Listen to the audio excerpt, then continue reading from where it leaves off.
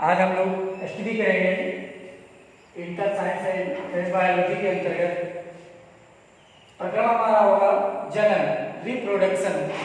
इसके बारे में अगली कक्षा में हम लोगों ने सूक्ष्म जानकारी हासिल की है और उसके बाद आज हम लोग इसके बारे में डिफिनेशन या विस्तृत जानकारी आज करेंगे। इसका टॉपिक होगा जनन, इसको बोलते हैं इंग्लिश में रिप्रोडक्शन। जनन क्यों आवश्यक है, जनन की डिफिनेशन क्या है, जनन कितने प्रकार का होता है, जनन से क्या लाभ है और जनन से क्या हानि है।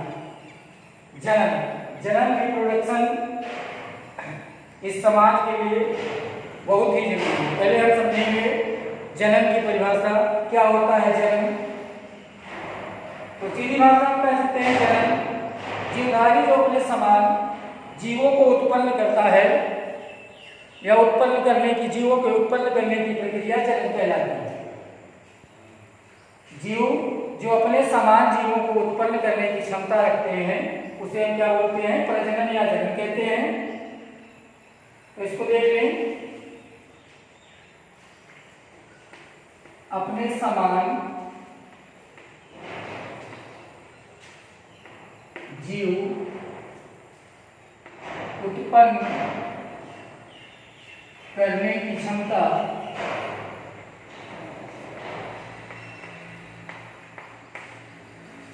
जनन कहलाती है।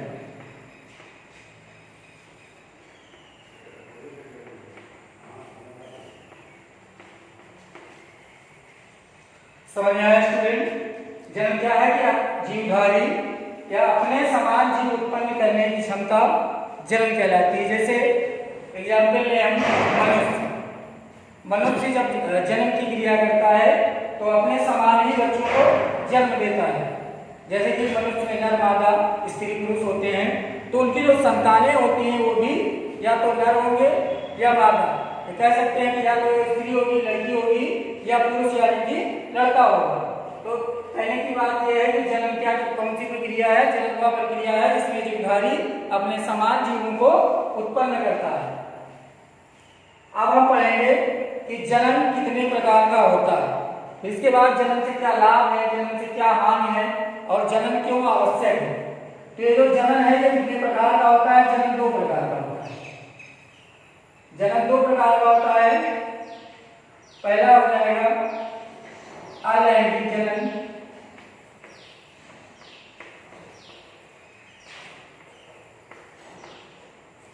और दूसरा हो जाएगा लैंगिक जनन।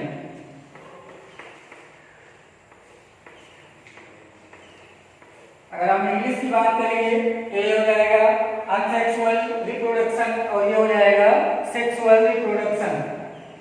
अब इन दोनों की डिफिनेशन भी जान लेना उतनी ही जरूरी है कि जनन की जितनी जरूरी है। अलैंगिक जनन जैसे कि नाम से ही प्रतीत होता है वह जनन की क्रिया जिसमें केवल एक जनन या एक जीव ही भाग लेता है, अलैंगिक जनन कहलाता है। दूसरी तरह जो दूसरा हमारा टाइप है जनन का लैंगिक जनन, ये वह प्रक्रिया है जिसमें या कह सकते हैं ये उस प्रकार का जनन है जिसमें दो जनक भाग लेते हैं यानी कि नर और मादा दोनों पार्टिसिपेट करते हैं। तो जैसा कि नाम है अलैंगिक जनन में, अलैंगिक जनन को अगर डिफाइन करेंगे तो इसकी डिफिनेशन हो जाएगी इसमें या इस प्रक्रिया में मात्र एक जनक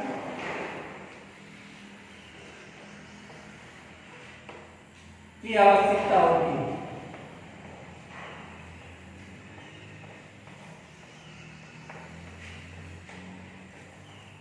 दूसरी तरफ अलैंगिक जनन यानी कि सेक्सुअल रिप्रोडक्शन, इसमें क्या होता है?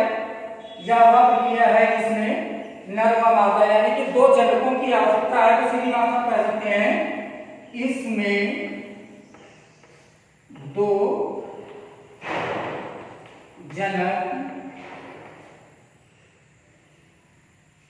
भाग लेते हैं, जनक की भाग लेते हैं। तो स्टूडेंट क्लियर हो गया जनन, जनन यानी कि रिप्रोडक्शन क्या है? अपने समान जीवों को उत्पन्न करना, या जो जीवधारी होते हैं वो अपने समान जो जीव उत्पन्न करते हैं वह प्रक्रिया क्या कहलाती है? जनन। अपने समान जीवों को उत्पन्न करना जनन या प्रजनन कहलाता है। जनन दो प्रकार का होता है, पहला होता है अलैंगिक जनन और दूसरा लैंगिक जनन।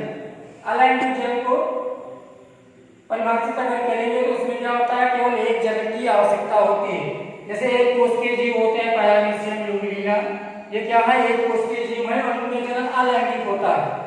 लैंगिक जनन में नर और मादा यानी कि दो जननों की आवश्यकता होती है। एग्जाम्पल अगर लेंगे तो जैसे मनुष्य है तो मनुष्य में जनन के लिए नर और मादा यानी कि स्त्री और पुरुष दोनों की आवश्यकता होती है। अब इसके बारे में हम लोग आगे पढ़ेंगे कि जनन क्यों आवश्यक है।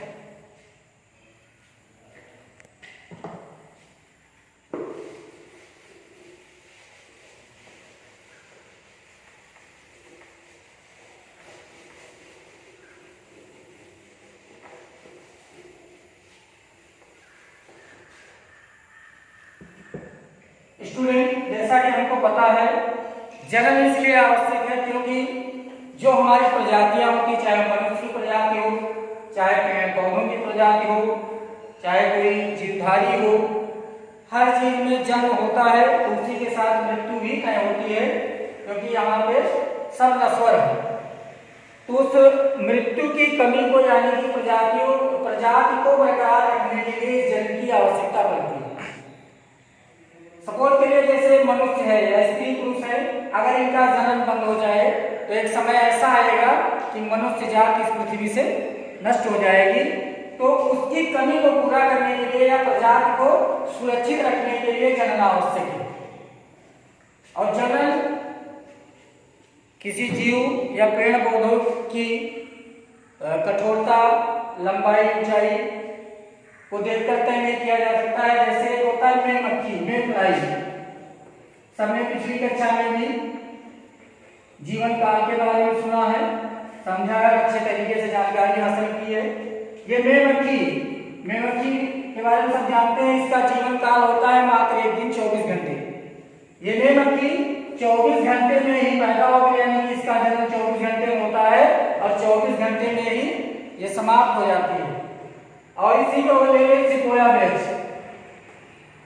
सिकोया बैच को ले लें, इसको भी सब लोगों ने इसके जीवन काल में के बारे में सुना है। ये हजारों वर्ष तक जीवित रहता है। इनमें अंतर क्या है? मेमक्खी बहुत छोटी, नगर शून्य के बराबर होती है, और ये जो वृक्ष हमारा होता है सिकोया, ये बहुत कठिन, बहुत जटिल और बहुत विशाल होता है। लेकिन अगर हम सपोज करें तोता, पैरेट, तोता सबने देखा होगा, और एक होता है कौवा, इन दोनों में ज्यादा अंतर नहीं है, ना तो इनकी वेशभूषा में, बनावट में।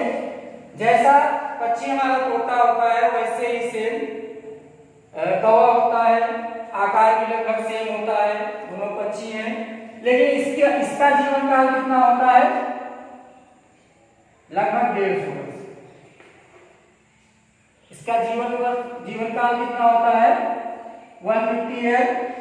और ये जो कौवा है ये ओनली 40 से 50 ईयर, मात्र 15 वर्षों का। तो इसके कहने का तात्पर्य ये है कि ये जो जनन है, इसके जीवन काल की, किसी जीवधारी की या किसी पेड़ पौधे की हम उसकी जटिलता, कठोरता या आकार को देख के नहीं निश्चित कर सकते हैं। अब आपने ध्यान से सुना है कि जनन क्यों आवश्यक है? क्योंकि प्रजातियों को निरंतर आगे बढ़ाने के लिए जनन की आवश्यकता होती है। अगर जनन किसी कारणवश जीवधारियों का, जैसे कुछ पक्षियां आपने देखा है डाटा बुक में, कुछ जीवधारी ऐसे हैं जो अपने देश से या विदेशों से विलुप्त होने के कगार पे हैं। उनका कारण ये है कि एक तो वातावरण, और दूसरा उनके प्रजाति में जो ये हुआ कि जनन की क्षमता कुछ मौसम की वजह से या वातावरण की अनुकूल न होने से बाधित हो गया, तो उनकी प्रजातियां नष्ट होने के कगार पे हैं। इसका मेन कारण क्या है? जनन। उनके जनन में कमी आ रही है। जनन की निरंतरता कमी होने से प्रजातियों में क्षय होना तय है।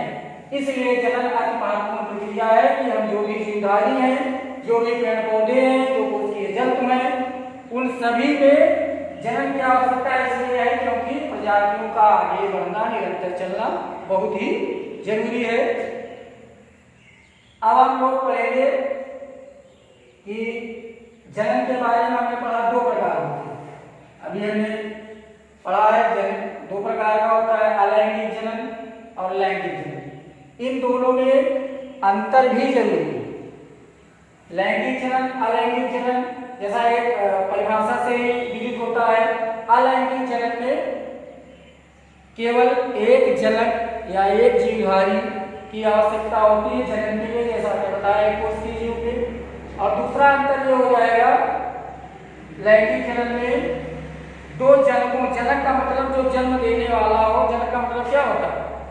जो जनक का मतलब होता है जो हमको जन्म देता है या हमें पैदा करता है, कह सकते हो। तो लैंगिक जनन में दो जनकों की आवश्यकता होती है और अलैंगिक जनन में एक जनक। ये एक अंतर हो गया जो बहुत महत्वपूर्ण अंतर है।